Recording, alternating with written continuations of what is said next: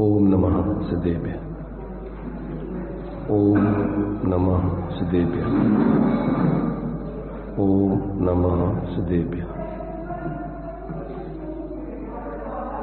मंगलम भगवान वीरो मंगलम गौतम मुनि मंगलम कुंद कुंदात्यो जैन धर्मोस्तु मंगलम सर्वमंगल मांगल्यम सर्वकल्याणकारकम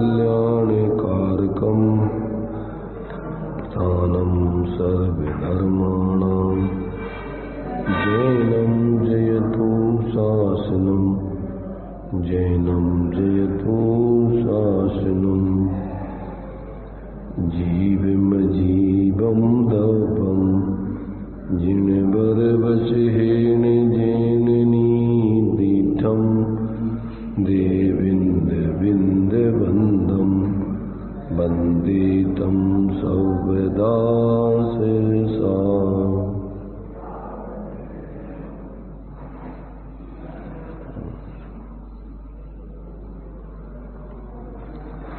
गाथा 41 अपनी चल रही है। इसमें सम्यक दर्शन के स्वरूप को विस्तार से स्पष्ट किया जा रहा है। उसके निश्चय व्यवहार से 25 दोष रहित पना, 8 अंग सहित पना, कैसी उसमें जो है उस सम्यक दृष्टि के जीवन में निश्चय से सम्यक दर्शन आदि का स्वरूप क्या है और व्यवहार में उस साधक के जीवन में किस प्रकार की प्रवृत्ति होती है, तो दोनों प्रकार से यहाँ पर उसका स्पष्टीकरण किया जा रहा है। तो अभी सम्यक दृष्टि के 8 अंग निश्चय व्यवहार से उनके स्वरूप को यहाँ स्पष्ट किया जा रहा है। तो सम्यक दर्शन के 5 अंगों की चर्चा पर निकल ली थी। निसंकेत, निकांक्षेत, निर्विचिकित्सा, अमूढ़ दृष्टि, उपगुहन। अब आगे 6वां स्थितिकरण की चर्चा चलेगी। अब स्थितिकरण गुण का कथन करते हैं। भेदा भेद रत्नत्रय की धारक मुनि अर्जिका श्रावक श्राविका रूप 4 प्रकार के संग में से कोई जब दर्शन अथवा चारित्र मोह के उदय से दर्शन ज्ञान अथवा चारित्र का त्याग करने की इच्छा करता है, तब आगम से अविरोध रूप से शक्ति प्रमाण, धर्म श्रवण से, धन से, सामर्थ्य से अथवा किसी भी उपाय से उसे धर्म में स्थिर किया जाता है। वह व्यवहार से स्थितिकरण अंग कहलाता है।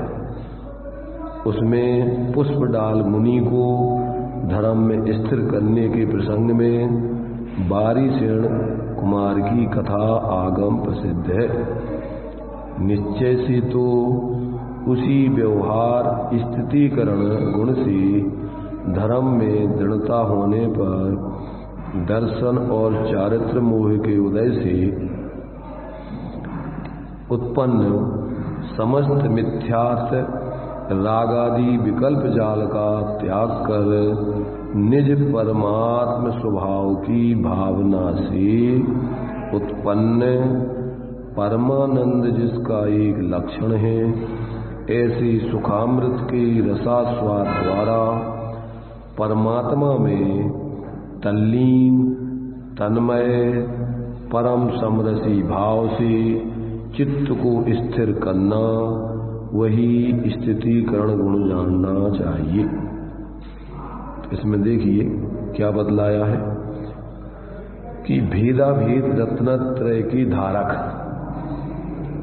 भेदाभेद रत्नत्रय का अर्थ क्या होता है कि जो परद्रव्यों से भिन्न अपनी आत्मा की श्रद्धा, ज्ञान और लीनता रूप परिणति है, वो तो अभेद रत्नत्रय है। और साथ में अभी जितना रागांश विद्यमान है उसके माध्यम से बाहर में विवेक पूर्वक व्यवहार धर्म के शुभ कार्यों में प्रवृत्ति करना, वो अपने लिए भेद रूप व्यवहार धर्म कहलाता है। तो अब इसमें जो सम्यक दृष्टि होता है साधक दशा में है, गृहस्थ दशा में है, और जो और दूसरे साधक 4 प्रकार के जीव बतलाए हैं, मुनिराज है, आर्जिका माता है, अन्य श्रावकगण हैं 4, 5वें गुण स्थान वाले, और श्राविकाएं हैं 4, 5वें गुण स्थान वाली साधक।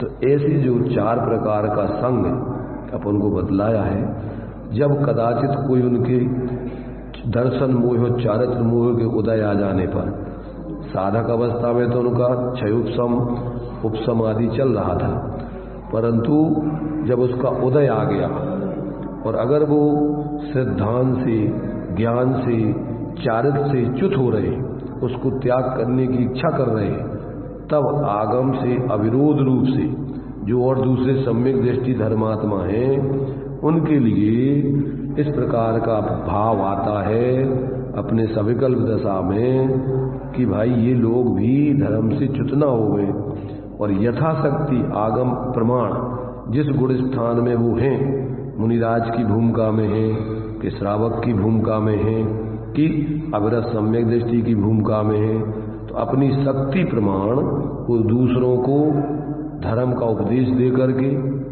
अथवा कोई साधर्मी धन आदि की कमी के कारण से, पैसों की कमी से धर्म से च्युत हो रहा है, तो उसको धन दे करके, और यदि और भी कोई अपनी सामर्थ्य से उसका कोई परेशानी दूर हो सकती है, उसकी श्रद्धा सही अपने मोक्ष मार्ग में रह सकती है, अथवा उसमें उसको छोड़ने का भाव खत्म हो सकता है, तो इस प्रकार से उसको किसी भी उपाय से जिससे वो अपने धर्म में स्थिर रहे, धर्म साधना को न छोड़े, इस प्रकार से सामने वाले साधर्मी सम्यक दृष्टि को अनुराग होता है, और उसमें भूमिका अनुसार वो प्रयत्न करके उसको धर्म में स्थिर करने के लिए प्रयत्न भी करता है। तो उसमें जो है यहाँ पर अपने लिए पुष्पडाल मुनिराज की कथा और बारिसेन मुनिराज की कथा शास्त्रों में आती है कि जो राजा सेणक के पुत्र बारिसेन थे, उनकी माँ रानी चेल्ला थी, और ये जो पुष्पडाल थे ये मुनि पद ने धारण कर लिया था, परंतु इनको अपनी पत्नी के प्रति अनुराग बना रहा, और फिर वो उस अनुराग को नहीं छोड़ पा रहे थे। तो इनको ये बात समझ में आ गई, तो इन्होंने देखा कि जैसे इनकी अंदर की जो वासना है, पत्नी के प्रति अनुराग है, वो कैसे दूर होगा। तो वो उसका विचार करते रहे, और उसकी पात्रता का ध्यान विचार रखते हुए कि इसको कब स्थितिकरण आदि कराया जाए। तो फिर वो कुछ वर्षों के बाद जब उसको देखा कि इसके अंदर की शल्य दूर नहीं हो रही है, तो फिर वो अपने घर ले गए विहार कराते हुए, और फिर वहाँ जा कर के और अपने महल आदि अपनी पत्नियां पूर्व में जो थीं, जब उन्होंने गृहस्थ दशा में थे, तो वो वहाँ ले जा करके वो सारी चीजें उन्होंने दिखाई। वो तो मुनि के बेस में ही थे दोनों जने, उनकी माता धर्म माता थी, सम्यक दृष्टि थी रानी चेल्ला। तो उन्होंने देखा कि ये लड़का हमारा क्या धर्म से च्युत हो रहा है, इसके अंदर क्या, वो भी इनका स्थितिकरण करने की भावना रखती थी कि अगर ये च्युत हो रहा हो तो इसको संबोधन करेंगे। तो पहले तो उन्होंने परीक्षा की, तो परीक्षा करने के लिए उन्होंने 2 पाटे बिछाए, एक पाटा काठ का बिछाया और एक स्वर्ण का, चांदी का, जो भी ऊंचा राजाओं के यहाँ होते हैं उस प्रकार का पाटा ऊंचा बिछाया। अब मुनिराज तो जो है काठ के पाटे आदि को बैठते, सोने वाले चांदी के पे तो बैठते नहीं, तो वो तो स्वयं काष्ठ के पाटे पे बैठ गए जाके, और पुष्पडाल से कहा बैठो, वो बैठ गए चांदी के या सोने के पाटे पर। तो रानी चेल्ला समझ गई कि हमारा बेटा तो धर्म की आराधना में है। कोई हाँ होशियार होते ही है, सम्यक दृष्टि धर्मात्मा श्रावक विवेकी होते हैं, नहीं होवे तो फिर धर्मात्मा श्रावक कैसे कहलाए। तो फिर उन्होंने जो है वो जो उनकी पत्नियां वगैरह थीं, आहार उनके माध्यम से कराया गया। बाद में बताया गया कि देखो ये हमारे इसमें हम रहते थे, ये हमारे महल हैं, ये पत्नियां वगैरह हैं। और उन्होंने देखा इनकी पत्नी तो एक आँखी थी, कानी स्त्री थी, और फिर भी उसका अनुराग नहीं छूट रहा था। तब उनने देखा कि अरे क्या हम मूर्खता में फंस रहे, बताओ। ऐसे बढ़िया राजमहल, ऐसे बड़े बड़े, ऐसी सुंदर देवांगनाओं जैसी रानियां, और ये माने धर्म की आराधना के लिए इनमें कोई सुख शांति नहीं है, जब तो छोड़ के गए। और अपन फिर से मुनि पद छोड़ करके और इधर उसके अनुराग में पड़े हुए हैं। तब उनके अंदर से अपनी गलती महसूस हुई और अंदर से उनके अंदर जो अनुराग था वो छूटा, और वे सच्चे अर्थों में मुनि बन करके प्रायश्चित आदि लेके और उनका स्थितिकरण हुआ, और वे सच्चे मुनि बन के धर्म आराधना करने लगे। तो ये जो है मतलब सम्यक दृष्टि जीवों को इस प्रकार का, वो मुनिराज थे तो मुनि के वेश में इस प्रकार से उनको जो उनके युग बिना अपना पद से च्युत ना हो, और जैसे इनका स्थितिकरण हो जाए उपदेश आदि देके। अब उनने देखा कि उपदेश देने से तो काम चलेगा नहीं, साक्षात इनके लिए कोई ऐसी चीज बताई जाए ताकि इनके दिमाग में जमे कि अरे अपन कहाँ पागलपन में लगे। तो ऐसा उनका सामने प्रत्यक्षीकरण करके और उनका स्थितिकरण कर दिया। तो मतलब यहाँ पर छल बनी थी, उनके बनी रहती है, होती है ऐसी स्थितियां, कैसी कैसी जीवों के जीवन में बन जाती हैं। तो आचार्य समंत्र भद्रदेव ने स्थितिकरण अंग में श्लोक दिया है, दर्शनात् चरणाद्वापि चलिताम धर्म वत्सलई प्रत्यवस्थापनम प्राज्ञई स्थितिकरण मुच्यते। सदर्शन अरु सदाचरण से पतति यदि हो धर्मी जन, उन्हें उसी में थिर कर देना ज्ञानी का स्थितिकरण। तो ज्ञानी जीव ऐसा निचली भूमिका में अनुराग होने पर धर्मात्माओं के प्रति, धर्म के प्रति उनको इस प्रकार की भावना होने से, अगर उनकी सामर्थ्य है और उनकी सामने वाले की भी पात्रता है, अब पात्रता नहीं हो तो कोई कुछ नहीं कर सकता है, और इनके अंदर भी उस जाति का अनुराग नहीं हो तो भी नहीं कर सकती। अब सम्यक दृष्टि मुनिराज है और अपने स्वरूप की आराधना में ही उनको विशेष रस है, तो उनको विकल्प ज्यादा कोई ऐसे नहीं होते कि अपन किसी को कुछ करें। अब मान लीजिए अरहंता देखें, अब भी सब सम्यक दृष्टि है और उनको तो ऐसा व्यवहार अनुराग नहीं होता कि किसी को अपन ऐसा करें। तो वो तो जो अभी निचली भूमिका में है और अंदर अपनी स्वरूप की आराधना के साथ साथ अभी जो राग बाकी है, मान लो चौथे गुण स्थान में है तो अनंतानबंदी जन्य भीतरागता है, और बाद में बाकी अप्रत्यक्षान आदि जन्य उनकी अभी कथाएं हैं। तो उसमें उनके ऐसे भाव होते हैं कि सब जीवों का कल्याण हो। जो तीर्थंकर आदि प्रकृति का बंध होता है ना, वो कैसा होता है, ऐसी उनकी उत्कृष्ट भावना होती है। तीन लोग के सारे जीव धर्म को समझे और समझ करके अपने संसार के दुखों से छूट के सच्चे सुख को पावे। ऐसी पवित्र भावना से उनको ऐसा साथ ही साथ पुण्य बंद हो जाता तीर्थंकर बनने का। क्यों? क्या ऐसी भाव है तो वो ऐसा पुण्य का उदय प्रकृति के द्वारा बंद होता है कि उसके उदय में भी तीर्थंकर बंद को मैंने तीर्थंकर बन करके और उनकी सहज ही दिव्य ध्वनि खिरती है। फिर तो उसके माध्यम से अनेकों जीव धर्म के मार्ग में लग के और मोक्ष मार्ग को प्राप्त करके सुखी होते। तो ये जो है यहाँ पर अपन को भेदाभेद रत्नत्रय के साधक कोई अन्य जीव और भेदाभेद रत्नत्रय के साधक जो स्वयं जो स्थिति करते हैं वो, और जिनकी स्थिति करते हैं उन वो, अगर वो च्युत हो रहे हैं क्योंकि उदय सबके अलग अलग है, आ जाते हैं। जैसे मान लीजिए आता है अपने लिए कुमार की लड़की से शादी कर ली है, किन्होंने? मांगनंदी मुनिराज के सूत्र लिखे हुए हैं, बहुत उत्कृष्ट बहुत ज्ञानी धर्मात्मा मुनिराज थे। अब कसाय का उदय आ गया ऐसा इस जाति का कि उन्होंने कुमार की लड़की से शादी कर ली। अब जो संघ के जो लोग थे उनको ज्ञान बहुत था, तो संघ में कोई किसी प्रकार का उनको शंका उठी तो उसमें कहा कि भाई ये इसका समाधान तो वो कर सकते हैं। तो मांगनंदी वहां जाकर देखा कि भाई क्या कहाँ है वो, जाकर के वहां देखा, उनसे कहा कि संघ में आपको जो है लोगों के कोई शंका समाधान करना है, आपको याद कर रहे हैं। तो उन्होंने कहा अरे अभी भी हमारे लिए संघ में इतना बहुमान दिया जा रहा है। तो उस समय उनकी कसाय शांत हो गई, चारित्र संबंधी जो तीव्रता थी वो खत्म हो गई, किसी का मंडल लखा ही हुआ था, उछाया पिछी का मंडल और संघ में पहुंच गए और कपड़े उतारे और दीक्षा ली और फिर साधु बन करके फिर उनके संग में हो गए। तो मतलब वो उन संघ वाले मुनिराजों का ऐसा एक तो वो तो निमित्त बनाया उनने इस प्रकार का जानबूझ के कि ताकि इनके अंदर अगर अभी भी अगर इनकी कसाय शांत हो गई हो और अगर मुनि पद के प्रति बहुमान है तो ये फिर दीक्षित हो सकते हैं। जैसे मान लीजिए मुनिराज समंत्र भद्र को भस्मक व्याधि हो गई तब उसका निराकरण करके फिर वो दीक्षित होकर साधना में लग गए। तो ये तो उदय चलते रहते हैं। क्या किनको नहीं, वो तो निमित्त ज्ञान भी है, सावधि ज्ञान नहीं भी हो, हाँ तो भी अनुमान ज्ञान से अपन ऐसा निर्णय कर सकते हैं कि अगर इनसे अपन पूछें, इनको बहुमान करें और जी अपने अंदर पुराने भाव का इनका अगर कसाय तीव्र खत्म हो गई हो तो इनका पुराना भाव जागृत होकर फिर धर्म में आ सकते हैं। तो ऐसा जरूरी नहीं है, अवधि ज्ञान से भी जान सकती है, पर निमित्त ज्ञान से भी जान सकती है, अनुमान आदि ज्ञान से भी अपन समझ सकते हैं कि ऐसा ऐसा करो तो ऐसा हो सकता है संभावित, और अगर उनके अंदर उनकी पात्रता है हो जाता है वैसा।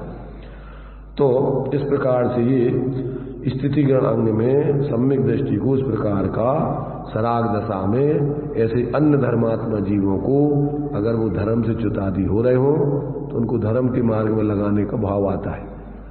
ये अंदर चल बैठे नहीं तो बोलो मतलब, तो ये जो है ये स्थिति बनती है इस प्रकार की। तो ये स्थितिगण अंग में अपने लिए ये बराबर विवेक माने कैसा सम्यक दृष्टि का निश्चय से, तो देखो व्यवहार में तो ये वीतरागता के साथ में सम्यक दर्शन ज्ञान चाहते के साथ में जो जब तक पूर्ण वीतरागता नहीं हुई तो बचा हुआ जो कसाय का अंश है उसमें विवेक पूर्वक व्यवहार धर्म के कार्य उत्कृष्ट होते हैं। और इससे क्या होता है, इससे सहचर भूत में जो अपन को साथी से पुण्य का बंध होता है तो आगे जीव ऐसे स्थानों पर जन्म लेता है कि जिससे उसकी धर्म की आराधना चलती रहे। ऐसे स्थानों में नहीं जाता, पाप आदि का बंध नहीं होता है कि जिससे उसकी आगे धर्म आराधना में बाधा आवे।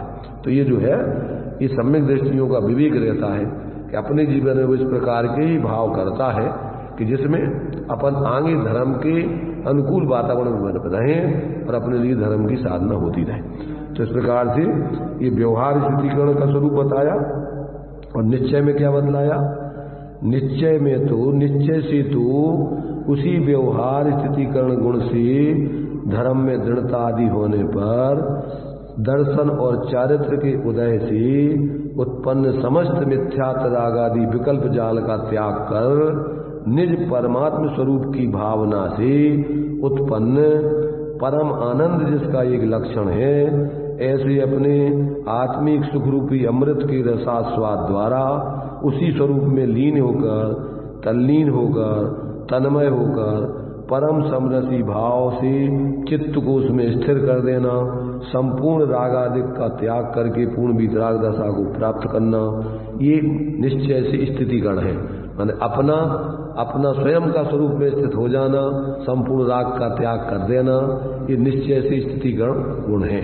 व्यवहार से निश्चय, व्यवहार स्थितिकरण गुण से धर्म में दृढ़ करना, तो निश्चय व्यवहार पूर्वक निश्चय, व्यवहार पूर्वक निश्चय ये उपचार का कथन है। व्यवहार पूर्वक निश्चय पूर्वचर व्यवहार सहचर व्यवहार जीवन में होता है तो उसमें ऐसी भावना होती है कि वो स्थिति कब बने कि जो हम पूर्ण इस विकल्प को तोड़ के निर्विकल्प हो जाएं, तो वो व्यवहार से निश्चय कहा जाएगा। अथवा टोडरमल जी साहब ने लिखा है कि अभाव रूप व्यवहार से निश्चय कहा जाता है। कैसा कहा जाता है, निश्चय की सिद्धि उसी व्यवहार के अभाव पूर्वक निश्चय की सिद्धि होती है, इसलिए व्यवहार से निश्चय कहा जाएगा। तो वो कैसा कहा जाएगा, मिथ्यात्व के अभाव पूर्वक सम्यक की प्राप्ति होती है तो कहा जाएगा, अगर नास्ति रूप में तो मिथ्यात्व के नाश का कारण बताया जाएगा उसमें कि मिथ्यात्व के नाश से सम्यक की प्राप्ति हुई।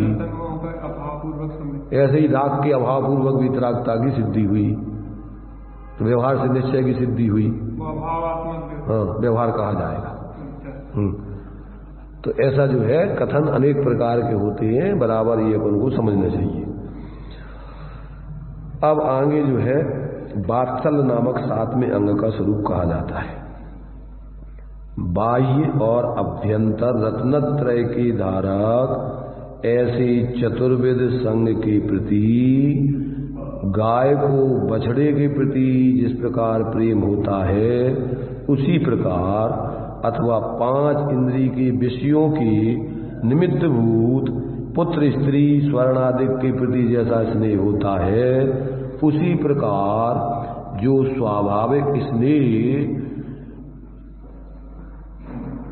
चतुर्विध संग के प्रति होना, उसी व्यवहार से वात्सल्य गुण कहते हैं। साधर्मी से बिना कपट के सत्य हृदय में सद्व्यवहार, यथा योग पद बिन आदि जो वात्सल्य गुण है अभिकार। ये आचार्य समंत्र भद्रदेव ने रत्नगण श्रावकाचार में वात्सल्य गुण का स्वरूप बताया। क्या स्वरूप बताया?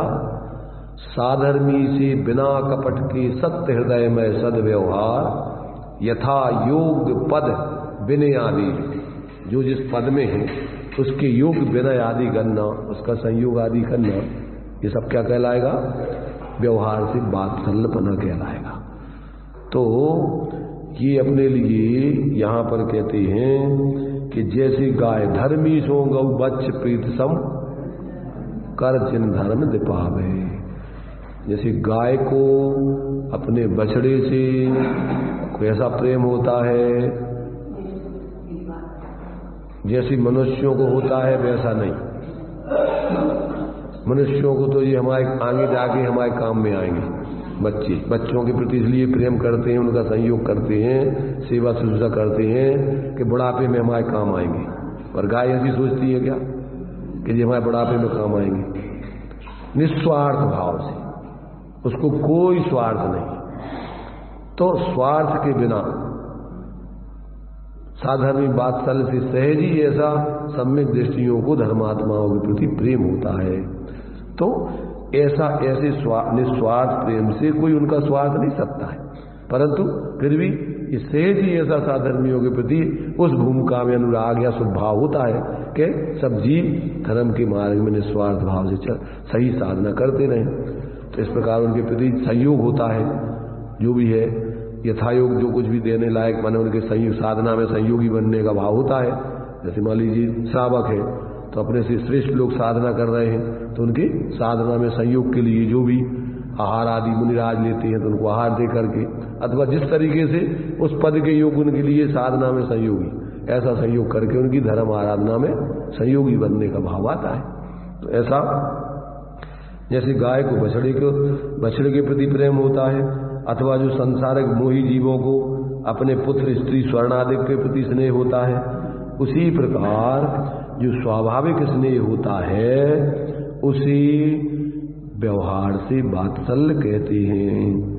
उस संबंध में हस्तनागपुर के राजा पद्मराज की बलि नामक दुष्ट मंत्री से जब निश्चय व्यवहार रत्नत्रय के आराधक श्री अकंपनाचार्य आदि 700 मुनिराजों के ऊपर उपसर्ग किया, तब निश्चय व्यवहार मोक्ष मार्ग के आराधक विष्णु कुमार नामक मुनि ने विक्रिया रिद्धि के प्रभाव से वामन रूप धारण करके बलि नामक मंत्री के पास 3 डग भूमि मांगकर एक पैर मेरु पर्वत के शिखर पर रखा, दूसरा पैर मानसोत्तर पर्वत पर रखा और तीसरा पग रखने का स्थान खाली नहीं है, ऐसा कहकर वचन के छल से मुनियों के वात्सल्य के निमित्त बलि नामक मंत्री को बांधा।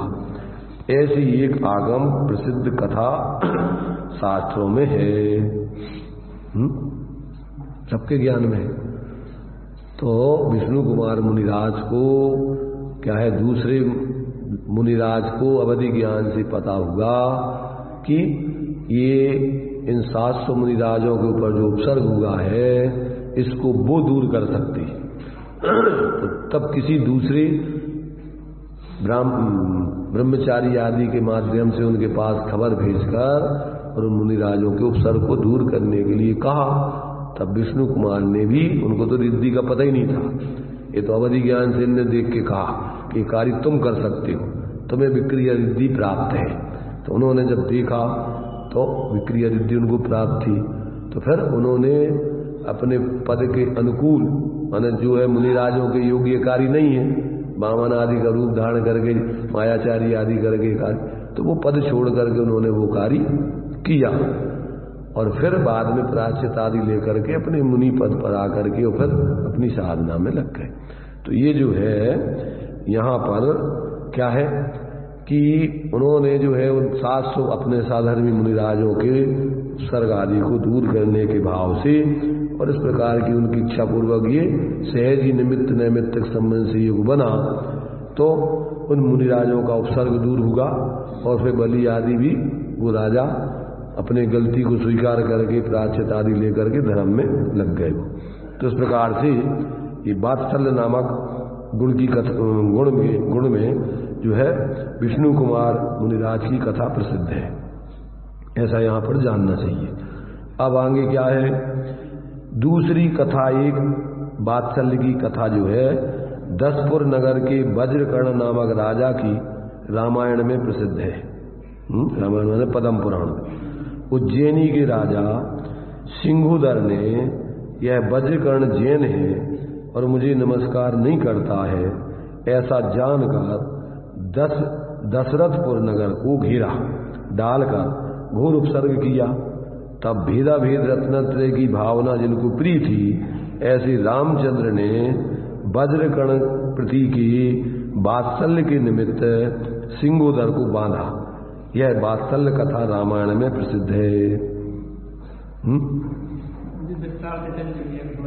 चल चुकी रामायण तुम्हारी, तो सबको पता होना चाहिए कि साधर्मियों को ऐसा अनुराग हो जाता है निचली भूमि का कि आप अपने साधर्मी के ऊपर कोई परेशानी आ रही है तो अपन दूर कर सकते हैं तो कर दो। ऐसा अनुराग शुभ भाव आता है, कोई स्वार्थ नहीं होता उसमें, पर निस्वार्थ भाव से उनकी परेशानी दूर करके और वो अपने काम में लगे। तो उस भूमिका में उनकी अपनी खुद की परिणति है। सामने वाले का पुण्य का उदय है और तुम्हारा भाव है तो सहज व्यवस्था बन जाती है, और सामने वाले का पुण्य का उदय नहीं हो और दूसरे को भाव भी नहीं आवे तो वो कार्य नहीं भी होता है। तो ये तो अपना पुण्य का उदय हो तो इस प्रकार का निमित्त नैमित्तिक संबंध बन जाता है। तो फिर जो कार्य हुआ उस पर कहने में यही आएगा कि इन्होंने उसके उपसर्ग को दूर किया, पर साथ में उनका भी पुण्य का उदय चाहिए। पाप का उदय हो तो कोई इच्छा होने पर भी नहीं कर सकता है। इसलिए सहज ही वस्तु व्यवस्था है कि सामने वाले का भी पुण्य का उदय हो, अपन को भी उस जाति का अनुराग आए, और वस्तु व्यवस्था में भी ऐसे परिणमन करने की योग्यता है। तीनों चीजें होने चाहिए कि वो कार्य होने की उसकी अपनी योग्यता हो, जीवों को उस प्रकार के भाव हो, उनके पुण्य आदि का उदय हो। ये सब काम एक कार्य होने में अनेक कारण चाहिए। तो निमित्त आदि पर इस प्रकार का कार्य हो जाने पर कहते हैं कि भाई इनने कर दिया, तो ऐसा समझना चाहिए। तो इस प्रकार यह वात्सल्य कथा रामायण में प्रसिद्ध है। अब ये तो व्यवहार से दो दृष्टांत दे दिए काय के वात्सल्य गुण के। साधर्मियों के प्रति सम्यक दृष्टियों को ऐसा सहज ही निस्वार्थ भाव से अनुराग होता है, उनके धर्म के मार्ग में लगे रहें, धर्म की साधना निर्दोष चलती रहे, ये सब धर्म को पावे, ये सब सम्यक दृष्टियों को ऐसे सहज ही भाव चलते रहते हैं और यथाशक्ति समय पर ऐसा निमित्त नैमित्तिक संबंध से कार्य होते भी उनके देखे जाते हैं। पर परमार्थ से वात्सल्य स्वरूप, परमार्थ का स्वरूप क्या है निश्चय से, तो निश्चय वात्सल्य तो उसी व्यवहार वात्सल्य गुण के सहकारी पने से धर्म में दृढ़ता होने पर मिथ्यात्व रागादि समस्त सुभाषों बहिर्भावों में प्रीति छोड़कर रागादि विकल्पोपाधि रहित परम अपनी आत्मा में स्थित स्वास्थ्य के संवेदन से अपने स्वरूप में स्थित होकर के स्वरूप के अनुभव से उत्पन्न सदा आनंद, नित्यानंद, सहजानंद जिसका एक लक्षण है, ऐसे सुख रूपी आत्मिक अमृत के रसास्वाद में जो प्रीति करना है, प्रीति करना ही वो निश्चय से वात्सल्य है।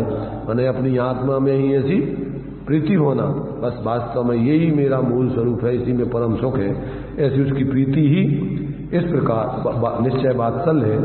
इस प्रकार वास्तव में साथ में वात्सल्य अंग का स्वरूप जानना चाहिए।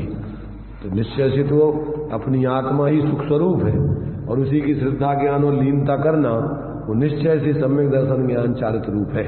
और व्यवहार में सात तत्वादि का श्रद्धान ज्ञान और फिर इस प्रकार का इनका शुभाचरण आदि असुहादो विवृत्ति सुहेब वृत्ति या जान चारित्रम, ये व्यवहार में इस प्रकार का सहचरभूत आचरण पाया जाता है ज्ञानियों के। दोनों प्रकार से निश्चय व्यवहार का ऐसा ही सहज सुमेल है, ऐसा जानना चाहिए। अब प्रभावना गुण नामक 8वें अंग का कथन किया जाता है।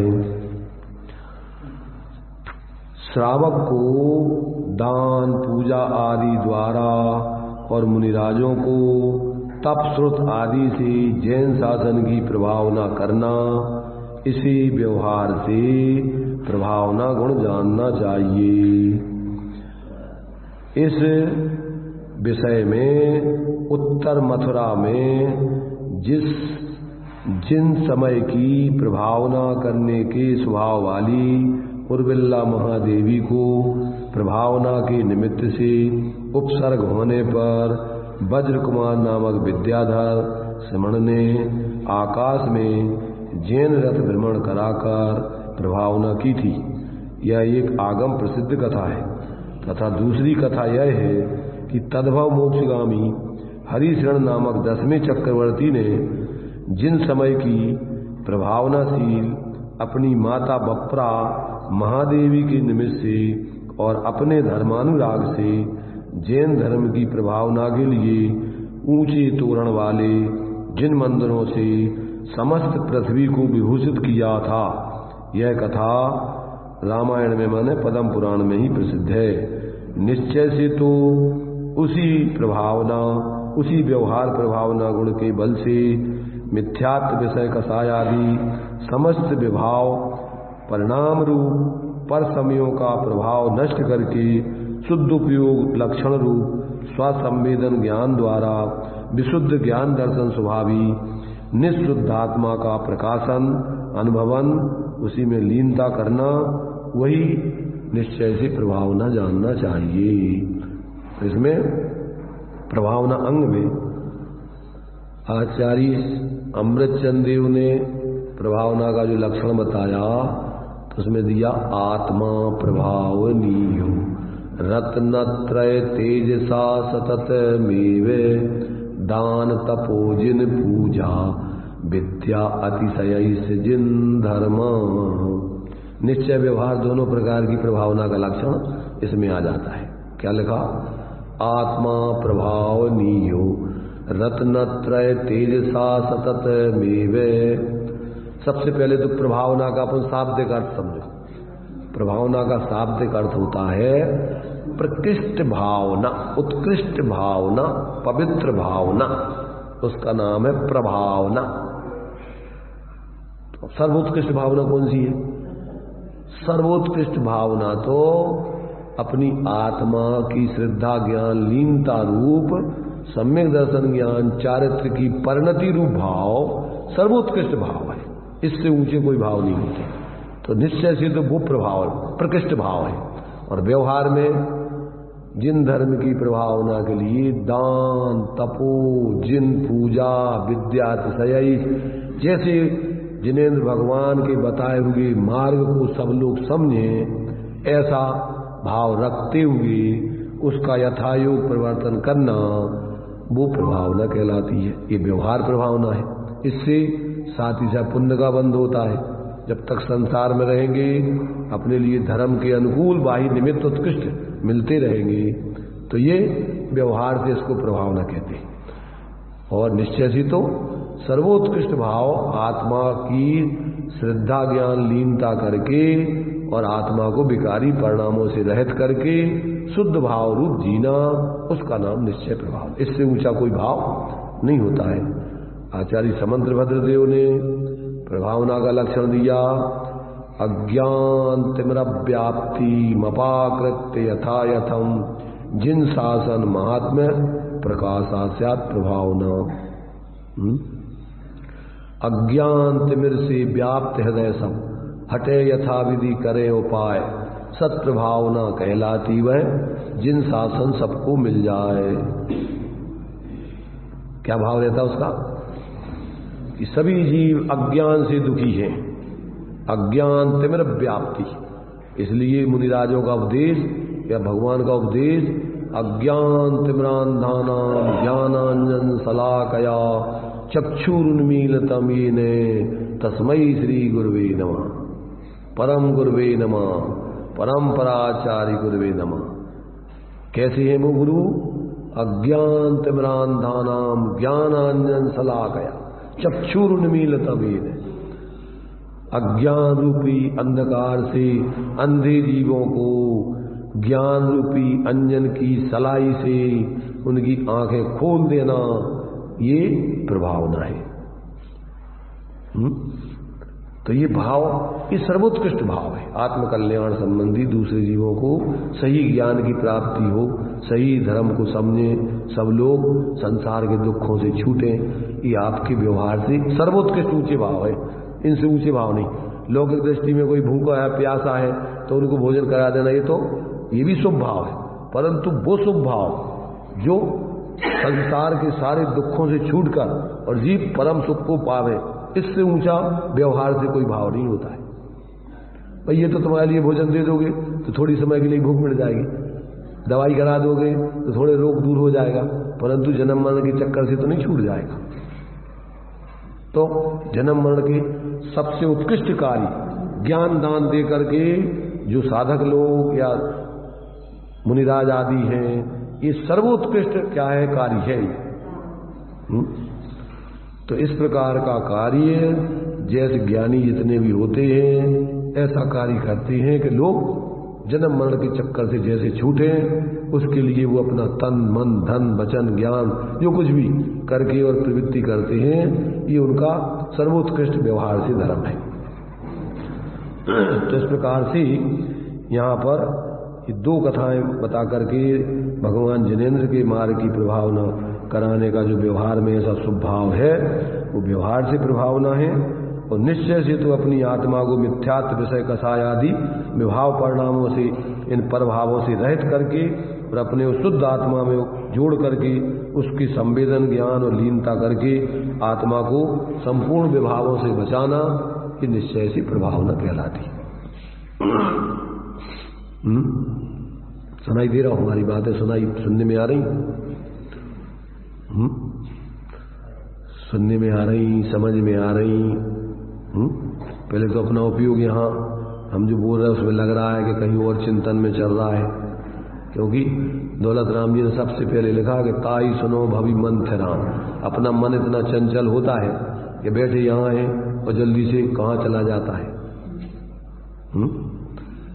आदि कहाँ कथा आदि ना महाभारत की है, काय की है कि वो उनकी माता अभिमन्यु की माता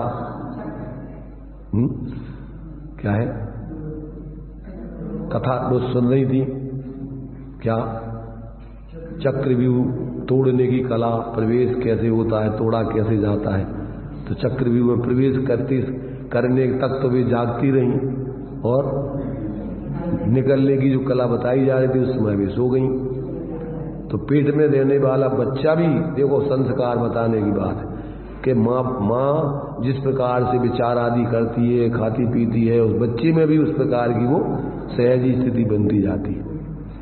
इसलिए माता को बताया कि जिस समय वो बच्चे अगर घर में हो तो उनके लिए अच्छे धार्मिक विचार, सत्संग आदि करना और बढ़िया खान पान भी व्यवस्थित रखना, बड़ी सावधानी से रहना, तब जा करके आने वाले बच्चे का जीवन भी पवित्र बनता है।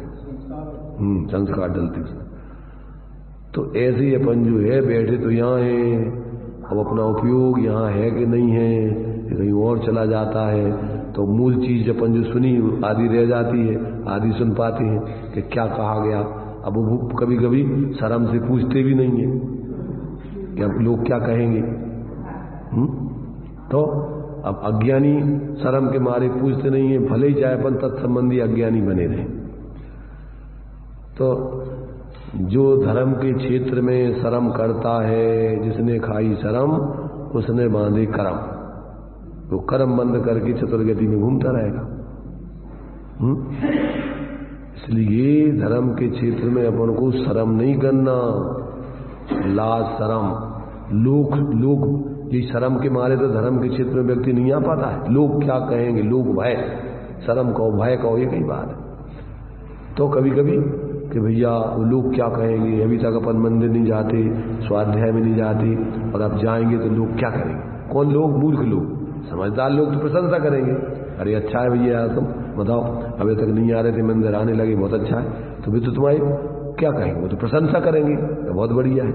पर मूर्ख लोग जो समझते नहीं है, अब भी तुम्हारी क्या है हंसी उड़ा सकती, अरे अब तो तुम बड़े धर्मात्मा बन गए, मंदिर जाने लग गए। अथवा अच्छा तुम भी स्वाध्यायी हो गए, तुम भी शास्त्र सुनने जाने लग गए क्या है? तो वैसे अपन बहुत बड़ा पाप कर रहे हैं। लोग ऐसे इसलिए डरते हैं, क्यों नहीं आते स्वाध्याय, लोग क्या कहेंगे, तुम भी स्वाध्याय करने जाने लग गए क्या? अरे भैया उनसे पूछो कि स्वाध्याय कौन सा पाप है? हम नहीं, वो आ जाए वाली नहीं, जो नहीं आ रहे हैं हम तो उनकी कह रहे हैं। लोग भय से कुछ लोग नहीं आ पाते, डर लगता है कि अपन ऐसा करेंगे तो मूर्ख लोग क्या कहेंगे।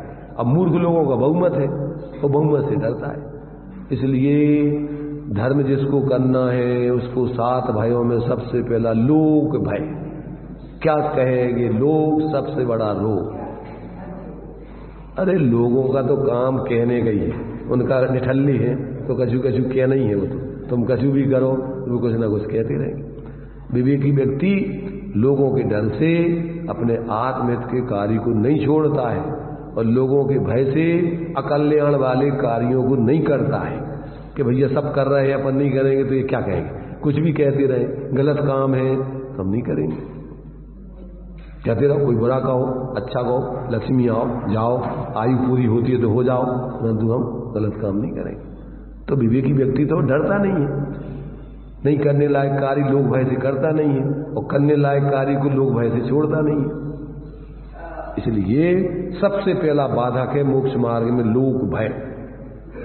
धर्मात्मा व्यक्ति को कोई भय नहीं होता है, वो अपना बढ़िया जो आत्म कल्याण का कार्य है उसको करता है, जो आत्म कल्याण का कार्य नहीं है उसको नहीं करता है, किसी हालत में नहीं करता, मौत की कीमत पर भी नहीं करता।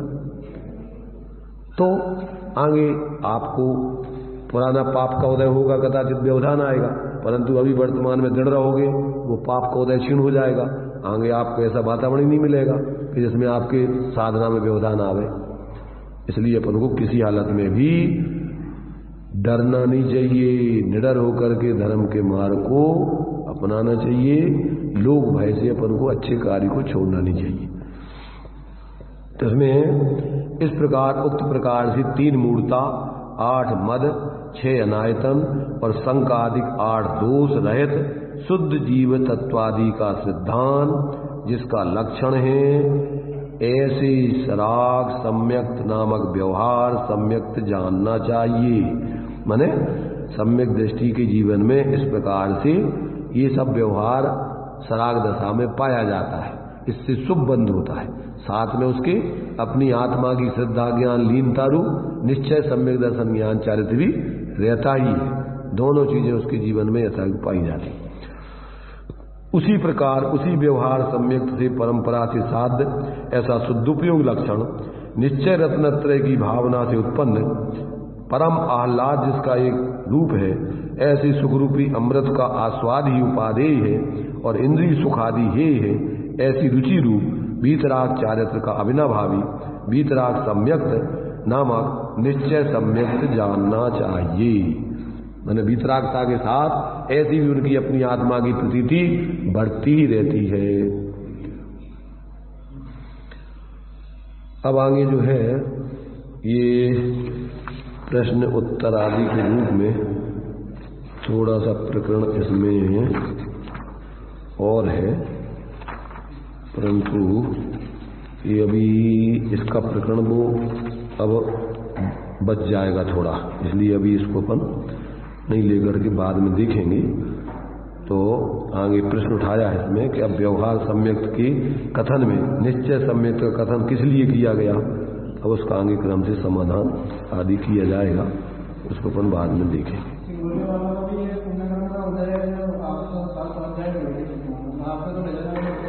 हम तो अपना पुण्य का उदय समझते हैं कि हमें स्वाध्याय करने का अवसर आप लोगों के सामने में मिल रहा है। आप लोगों का उदय आप जानो, हमारा उदय समझ रहे कि आपके निमित्त से हमारा अच्छा स्वाध्याय चल रहा है, बढ़िया।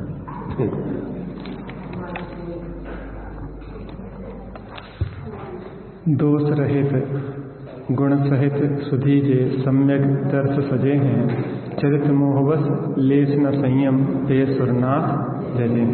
यहाँ पे सम्यक दर्शन की चर्चा चल रही है, जो 25 दोषों से रहित और 8 अंग से सहित होता है। और आज उन 8 अंगों की चर्चा हमारी भी निश्चय और व्यवहार, इन 8 अंगों को हम धारण करें और हम भी सम्यक पूर्वक मुक्ति की प्राप्ति करें, ऐसी मंगल भावना।